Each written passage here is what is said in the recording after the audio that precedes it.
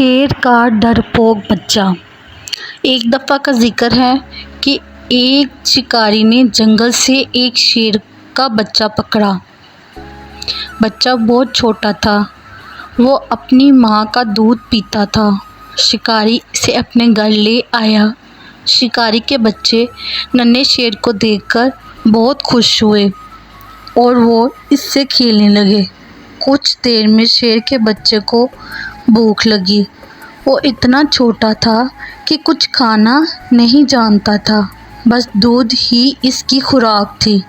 شکاری سوچ کر پریشان ہو گیا کہ اب کیا کیا جائے، کیونکہ اسے پتہ تھا کہ شیر کا بچہ ابھی بہت چھوٹا ہے اور وہ دودھ کے سوا کچھ اور نہیں پی سکتا۔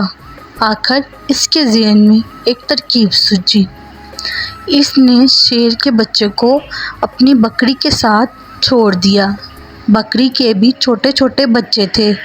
شیر کا بچہ کچھ ہی دیر میں بکری کے بچوں کے ساتھ گل مل گیا۔ جب بکری کے بچے دودھ پینے کے لیے ماں کے پاس جاتے تو شیر کا بچہ بھی ان میں شامل ہو جاتا۔ اس طرح شیر کا بچہ بکری کے بچوں کے ساتھ پلنے اور بڑھنے لگا۔ وہ آہستہ آہستہ ان ہی کے رنگ میں رنگ گیا۔ وہ دیکھنے میں تو شیر لگتا تھا، مگر اس کی تمام صلاحیتیں اور عادات بکری کے بچوں جیسی تھیں۔ اس طرح شیر کا بچہ بکری کے بچوں کے ساتھ بڑا ہو گیا تھا۔ ہے تو وہ شیر ہی، مگر وہ باقی شیروں کی طرح بہادر نہیں بلکہ ڈرپوک تھا۔ ایک دن گاؤں پر بھیڑیوں نے حملہ کر دیا۔ شکاری کا گھر چونکہ جنگل کے نزدیک تھا، اس لیے کچھ بھیڑیے شکاری کے گھر میں داخل ہو گئے۔ شکاری اس وقت کہیں گیا ہوا تھا۔ بھیڑیوں نے بکری کے بچوں پر حملہ کر دیا۔ اچانک اس کی نظر شیر پر پڑی تو وہ ڈر کر بھاگنے لگے، مگر جب انہوں نے دیکھا کہ شیر ان پر نہ تو گھرایا ہے اور نہ ہی حملہ کیا ہے تو ان کی ہمت بڑھ گئی اور انہوں نے بکری کے بچوں کو چیر پاڑ دیا۔ شیر کا بچہ اگرچہ ایک بڑا شیر بن چکا تھا، مگر اس میں شیروں جیسی صلاحیتیں نہ ہونے کے برابر تھیں۔ وہ کھڑا سب کچھ دیکھتا رہا اور ان کا مقابلہ نہ کر سکا۔ بھیڑیے حملہ کر کے واپس چلے گئے اور شیر وہیں کھڑا رہا۔